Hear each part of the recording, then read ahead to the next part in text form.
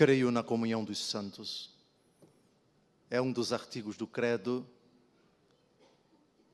que a Igreja sempre recita, recordando, consolidando a sua fé, desde nosso Senhor Jesus Cristo até a sua vinda, que ocorrerá muito em breve.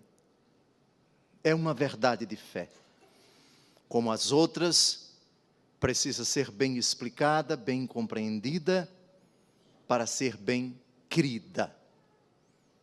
Santos, os nossos irmãos que se encontram na glória, participando da felicidade sem fim, daquilo que os olhos não viram, os ouvidos não ouviram, o que Deus preparou para aqueles que o amam. Realidade que já é concreta nesta terra, quando pela fé e pelo batismo morremos para o pecado e renascemos para a vida da graça. A santidade, enquanto estamos a caminho, enquanto sujeita ao tempo, pode crescer e pode sofrer reveses. Crescimento. Filipenses capítulo 1, versículo 6. Eu estou convencido de que aquele que iniciou em vós esta obra excelente vai levá-la à perfeição até ao dia de nosso Senhor Jesus Cristo. Revés. 1 aos Coríntios, capítulo 10, versículo 12. Quem está em pé, tome cuidado para não cair. A santidade é um dom, mas também uma conquista. É graça de Deus, portanto, algo imerecido, mas um presente que precisa ser desenvolvido, aperfeiçoado, acrescido, continuamente elevado com o auxílio divino. Hoje olhamos para a glória do céu e contemplamos, para usarmos a expressão do apóstolo e evangelista vidente João na primeira leitura de hoje, esta multidão imensa de gente de todas as nações, tribos, povos e línguas, e que ninguém podia contar. São os nossos irmãos que passaram pela grande tribulação, que passaram por essa aventura aqui na terra, que aparecem vestidos com roupas brancas, símbolo da pureza, da graça, da perfeição que lhes foi concedida no dia do batismo, e mesmo aqueles que não foram batizados com a água, batismo sacramental, foram batizados com o sangue, ou pelo menos o batismo de desejo. São os 3 tipos de batismo consagrados pela Igreja no seu catecismo. O batismo de água, o batismo de sangue e o batismo de desejo. Batizar é mergulhar. Cristo foi aquele primeiro que, no Novo Testamento, mergulhou nos umbrais tenebrosos da morte, sepultando com o seu corpo, deixando no sepulcro, sepultados os nossos pecados, e ressurgiu para a vida da graça. E com ele nós ressuscitamos pela fé e pelo batismo, ressurreição, porém, que é uma realidade incoada, já é concreta pela fé e pelo batismo, mas que tende à perfeição quando, um dia, ao deixarmos esta terra, por ocasião da segunda vinda de Cristo, se formos encontrados dignos naquele momento derradeiro, naquele momento decisivo, ou seja, se quando chamados pelo Senhor nos encontrarmos na graça de Deus, reinaremos com Ele. Se ainda houver necessidade após esta vida de uma purificação dos resquícios, isto é, das penas temporais dos pecados já perdoados, quanto à culpa, a purificação na outra vida. Caso contrário, se não houver nada mais a purgar, a purificar, entraremos imediatamente no repouso do Senhor, como o ladrão que se arrependera, crucificado do lado do Senhor, ao pedir ao Senhor, lembra-te de mim quando estiveres no teu reino, e ele, o primeiro santo canonizado pelo próprio Jesus, escutou daquele que é rico em misericórdia: hoje estarás comigo no paraíso. O paraíso é o que desejamos, cercados como estamos por tal nuvem de testemunhas. Hebreus capítulo 12, de 1 a 3, desvencilhemo-nos do pecado, corramos ao certame que nos é proposto, tendo os nossos olhos cravados naquele que é o autor e consumador da nossa fé. Eis então a igreja a caminho, e ela, com o salmista do salmo que cantamos ainda há pouco, se pergunta: quem subirá até o monte do Senhor? Quem ficará em sua santa habitação? O próprio salmista responde sem esgotar todas as exigências, todos os requisitos, que são muito duros, mas com a graça de Deus possíveis de serem praticados, o perfil da santidade, que nosso Senhor Jesus Cristo apresenta de forma bem completa, bem profunda, no Evangelho que nós acabamos de ouvir. Se o salmista diz, laconicamente, quem tem mãos puras e inocente coração, quem não dirige sua mente para o crime, ele não diz tudo. Será preciso esperar nosso Senhor Jesus Cristo para saber qual é o perfil do santo. E penso que a igreja, de forma muito feliz, coloca no Evangelho da solenidade de todos os santos qual o perfil da santidade. Mas primeiro, é preciso definir o que é santo. Em hebraico, a palavra santo, kadosh, significa o totalmente outro. Rigorosamente falando, só Deus é santo, porque só Ele é separado daquilo que é impuro.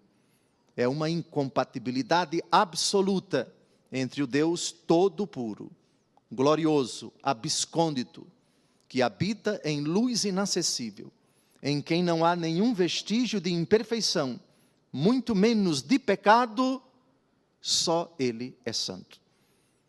E santo 3 vezes, ou seja, santo em plenitude, santo por excelência, mas aquilo que lhe é próprio por natureza, quis Deus Todo-Poderoso, ao criar, fazer com que a criatura, particularmente a humana, pudesse participar da sua santidade.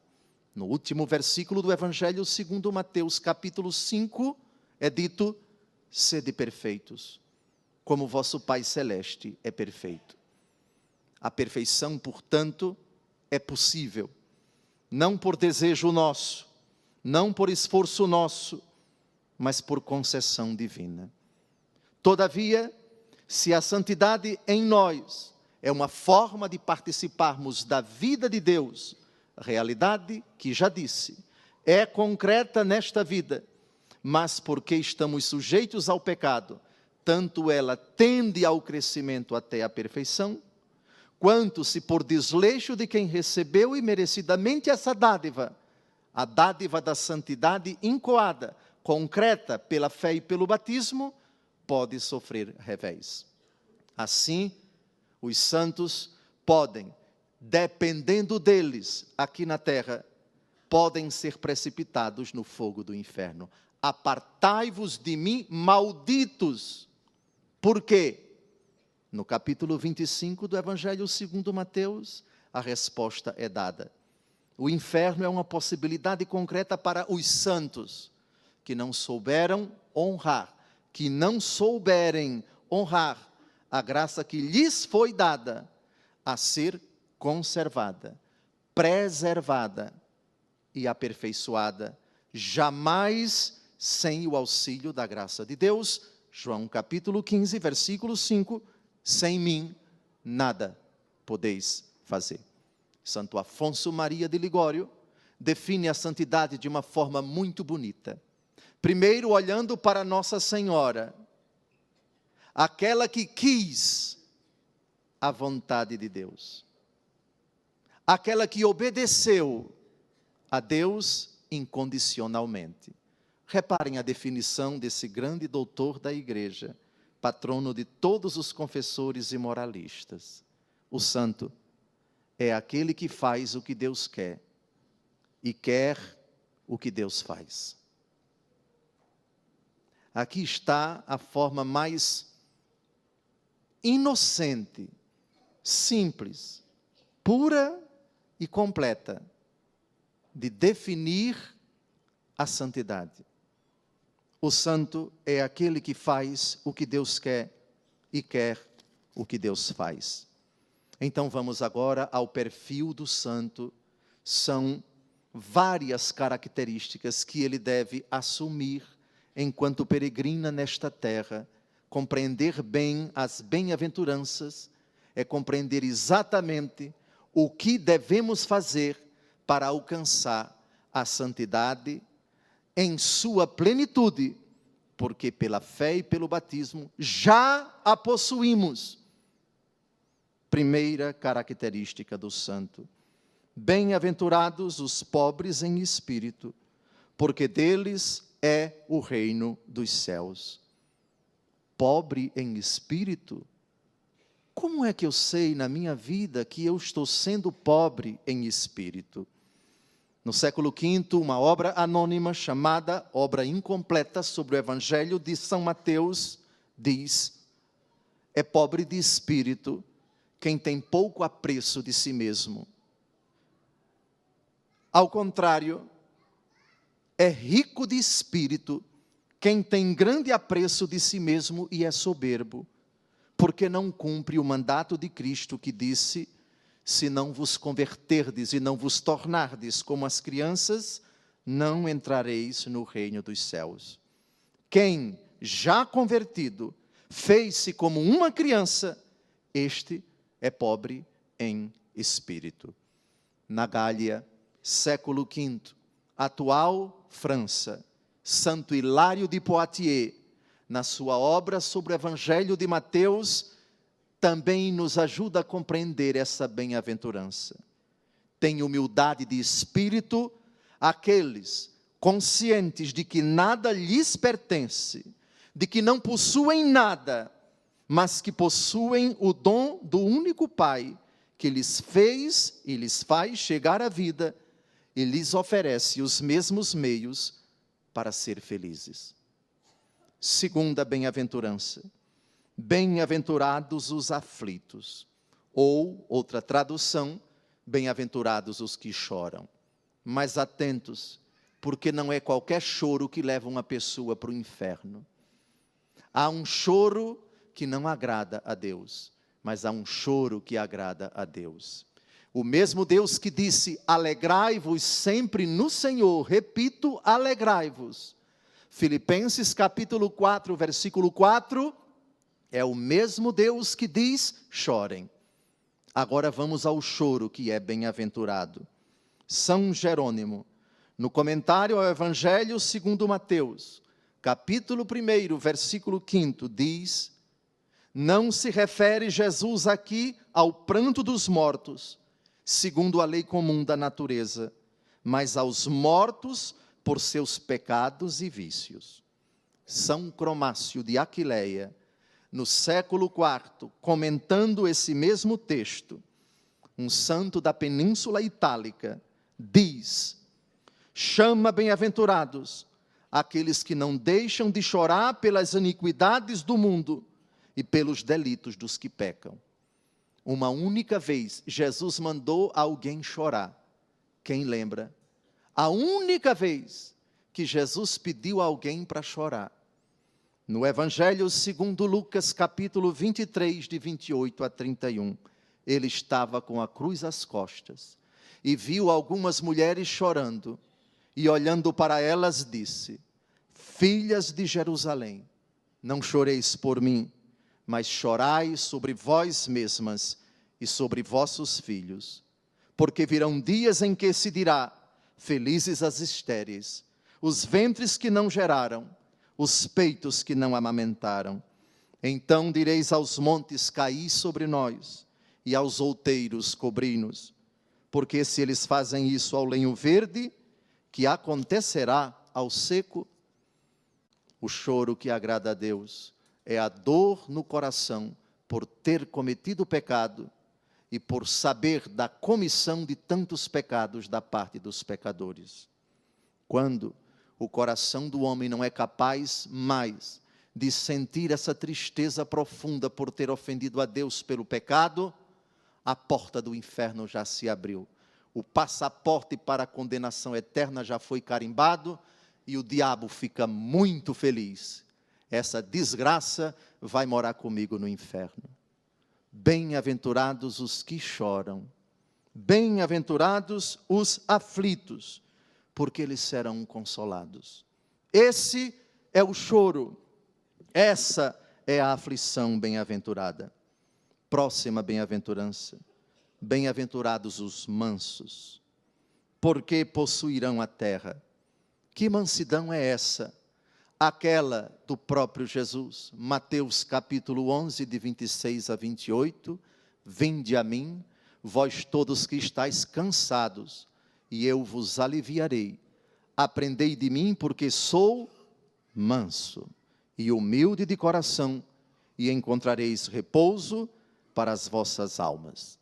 São Cromácio de Aquileia, já citado, explica bem essa mansidão, dizendo, na mesma obra já citada: mansos são os homens pacíficos, humildes e modestos, simples na fé e pacientes diante de qualquer injúria, que, consolidados nos preceitos evangélicos, imitam o exemplo de mansidão do Senhor, que disse: aprendei de mim, porque sou manso e humilde de coração.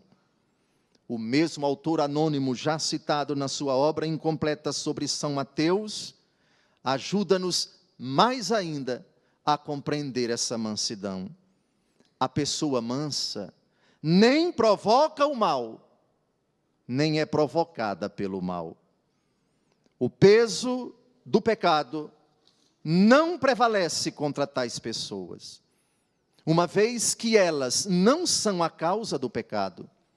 O manso é aquele que se alegra mais em sofrer a ofensa que em cometê-la. É autenticamente manso aquele que, tendo sido ofendido, nem faz o mal, nem pensa em fazê-lo.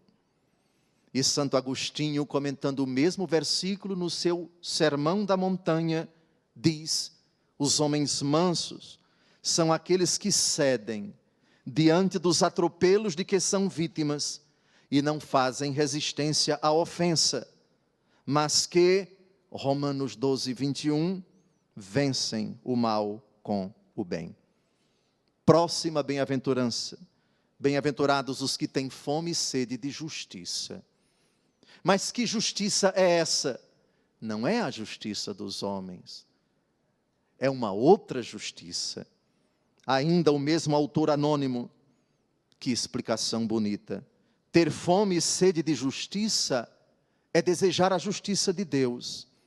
Quem tem fome de justiça, deseja viver de acordo com a justiça de Deus, o que é próprio de quem tem um coração reto. E quem tem sede de justiça, deseja adquirir a ciência de Deus, que se consegue com o estudo e a meditação da Sagrada Escritura, o que é próprio do homem dócil. São Cromácio de Aquileia, o mesmo santo já citado, acrescenta: sem dúvida alguma, aqui se refere àquela justiça da fé, que é a justiça de Deus e de Cristo, da qual se referiu o apóstolo em Romanos 3, 22. A justiça de Deus pela fé em Jesus Cristo, para todos os que creem. Próxima bem-aventurança. Bem-aventurados os misericordiosos. Misericordioso não é só aquele que dá esmola ao pobre, ao órfão e à viúva. Esse tipo de compaixão, normalmente, os pagãos manifestam às pessoas. Eles também são solidários. Mas é verdadeiramente compassivo quem mostra compaixão, inclusive com o próprio inimigo, e lhe faz o bem, em consonância com aquilo que Jesus disse em Lucas 6, 27, amai vossos inimigos, fazei o bem aos que vos odeiam. Não por acaso a raiz da palavra misericórdia é exatamente miséria. Sempre o misericordioso tem diante de si, como objeto da sua caridade a miséria, quaisquer que sejam as suas modalidades. Próxima bem-aventurança. Bem-aventurados os puros de coração. São Cromácio de Aquileia diz, explicando essa bem-aventurança: por puros de coração, entende-se aqueles que, depois da impureza do pecado, purificam-se de toda a mancha da carne e agradam a Deus pelas obras da fé e da justiça. São aqueles que, vivendo na fé do Senhor com o espírito puro e consciência íntegra, merecerão no futuro reino celeste contemplar o Rei da Glória. Mas é preciso dizer mais, com o autor anônimo já citado: são puros de coração não somente os que não fazem o mal intencionalmente, mas os que sempre fazem o bem e são conscientes. Pois fazer o bem e não ser consciente não é fazer o bem por Deus. Esse tipo de bem Deus não recompensa. Não é recompensado por Deus simplesmente o bem que se fez, mas o que se faz bem. Porque há uma grande diferença entre fazer o bem e fazer o bem bem feito. Muitas pessoas que fazem o bem vão para o inferno por terem feito o bem, mas com segundas intenções, de forma oportunista, interesseira, cínica. O exterior é contemplado, é aplaudido. Que coração generoso! Mas Deus, que sonda os corações, por vezes sabe, aquele coração está manchado pelo pecado, tem intenções que não são boas, que não me agradam. Os homens conhecem o exterior, Deus sonda os corações. Agora vamos à próxima bem-aventurança: bem-aventurados os que promovem a paz. É um erro você interpretar essa bem-aventurança como, antes de tudo, a qualidade de quem, inserido no mundo, tenta a todo custo superar as divisões e as discórdias. Esse é um aspecto secundário da paz na Bíblia. Santo Agostinho nos ajuda a entender quem são os pacíficos. E adivinhem onde ele vai buscar a raiz exata da verdadeira paz.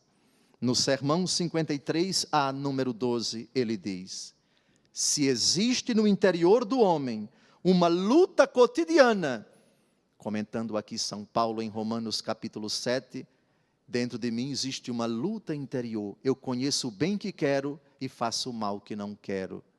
Conhecer o bem está ao meu alcance, praticá-lo nem sempre. Quem me libertará deste corpo de morte? Graças sejam dadas a Cristo Jesus, nosso Senhor. E continua São Paulo, vendo nesse dilema, nesse drama no interior do homem, a fonte da verdadeira paz. Pois bem, o resultado desta luta, digno de louvor, isto é, a vontade do homem de ser santo, e em contrapartida, as suas inclinações que o arrastam para o pecado, é que o inferior não se coloque acima do superior, que a paixão não vença a mente, nem a concupiscência vença a sabedoria. Esta é a paz reta, que deves produzir em ti, que o que existe de mais nobre em tua pessoa impere sobre o inferior. O mais nobre que possuis é aquilo em que reside a imagem de Deus, tua mente, tua inteligência. Ali arde a fé, ali se fundamenta a esperança, ali se acende a caridade. O pacífico é aquele que nessa luta entre suas tendências desregradas e os ímpetos do espírito, alia-se à graça de Deus, pede o seu socorro, busca o seu auxílio e subjuga as intenções da carne, as suas concupiscências aos desejos do espírito. Assim, o espírito triunfa sobre a carne e ele está em paz, antes de tudo com Deus, para depois estar em paz consigo. Próxima bem-aventurança, a penúltima. Bem-aventurados os que são perseguidos por causa da justiça. Já expliquei que a justiça para a Escritura não é a justiça dos homens, mas a justiça de Deus. dar a Deus aquilo que é dele, e ao homem o que é do homem, no respeito à fidelidade a Deus, no respeito à lei de Deus, no respeito à vontade de Deus. Jesus adverte, e atenção para o cristianismo dos aplausos, atenção para as figuras que dentro da igreja tudo fazem para obter o aplauso, o reconhecimento, o destaque, o ibope das pessoas, o reconhecimento das pessoas. O mundo é inimigo de Cristo, é inimigo da igreja, é inimigo de quem quer ser santo. É o próprio Jesus quem diz, João 15, de 18 a 21, se o mundo vos odeia, sabei que me odiou a mim antes que a vós. Se fosseis do mundo, o mundo vos amaria como sendo seus. Como, porém, não sois do mundo, mas do mundo vos escolhi, por isso o mundo vos odeia. Lembrai-vos da palavra que vos disse, o servo não é maior do que o seu senhor. Se me perseguiram, também vos hão de perseguir. Se guardaram a minha palavra, hão de guardar também a vossa. Mas vos farão tudo isso por causa do meu nome, porque não conhecem aquele que me enviou. E a última bem-aventurança, bem-aventurados sois vós quando vos injuriarem, e mentindo disserem todo tipo de mal contra vós por causa de mim. São João Crisóstomo, arcebispo patriarca de Constantinopla no século V, na sua 15ª homilia sobre o Evangelho de Mateus, número 4, diz que ninguém pense que basta simplesmente ser injuriado para ser bem-aventurado. Não. O Senhor coloca duas condições. Que se nos injurie por sua causa, primeira. E segunda, que seja falso o que se diz contra nós. Se estas duas condições não se verificam, não só não é bem-aventurado, mas muito desgraçado aquele de quem se fala mal. Amados, depois dessa breve explicação de 30 segundos sobre as bem-aventuranças do Evangelho de hoje, termino citando a segunda leitura que nós acabamos de ouvir. Que grande presente nos deu o Pai de sermos chamados filhos de Deus. E nós os somos, mas o mundo não nos conhece, o mundo debocha, o mundo ridiculariza desses critérios de vida, desses parâmetros comportamentais. O mundo quer exatamente ironizar, debochar, ridicularizar, quando não perseguir de forma assintosa, de forma covarde, aqueles que no seguimento de Cristo pautam sua existência por esses princípios. Sabemos que quando Jesus se manifestar, seremos semelhantes a Ele, porque o veremos tal como Ele é. É a expectativa dos santos que estão a caminho, daqueles que nas labutas da vida, sujeitos a tantas intempéries, de dentro e de fora de si, malgrado todos os obstáculos, corajosamente caem, mas se levantam, buscam o auxílio do Senhor, como diz o profeta, mas os que esperam o Senhor, correm e não se cansam, correm e não se afadigam, porque são conduzidos com asas de águia. Ó Igreja Santa, cujos filhos já têm a santidade, nós nos voltamos para a Igreja triunfante, e pedindo a ajuda de todos os santos, que intercedam junto a Jesus, o Santo por excelência, com o Pai e com o Espírito Santo. Ajude-nos a perseverar neste santo propósito, tendo como exemplo os mártires, os virgens e as virgens, os confessores, bispos, sacerdotes, diáconos, religiosos e religiosas, pais e mães de famílias, reis e rainhas, pessoas anônimas e não anônimas, que em 2000 anos deixaram para nós esse legado. E hoje lá no céu dizem, como São Paulo na 1 Coríntios capítulo 11, versículo 1, sede meus imitadores, como eu sou de Cristo. Honramos os santos. Diferentemente de muitos que dizem, só Jesus Cristo, santo não. Esse precisa se converter à Bíblia. Esse precisa aprender a ser evangélico, Nós somos evangélicos, porque nos evangelhos nós encontramos o santo por excelência que é Cristo, que nos apresentou também modelos. Modelos porque eles foram perfeitos imitadores de Cristo. E no céu, hoje, são apresentados para nós como modelo para a imitação, auxílio na intercessão e amizade na missão, na caminhada rumo à casa do Pai. Louvado seja nosso Senhor Jesus Cristo.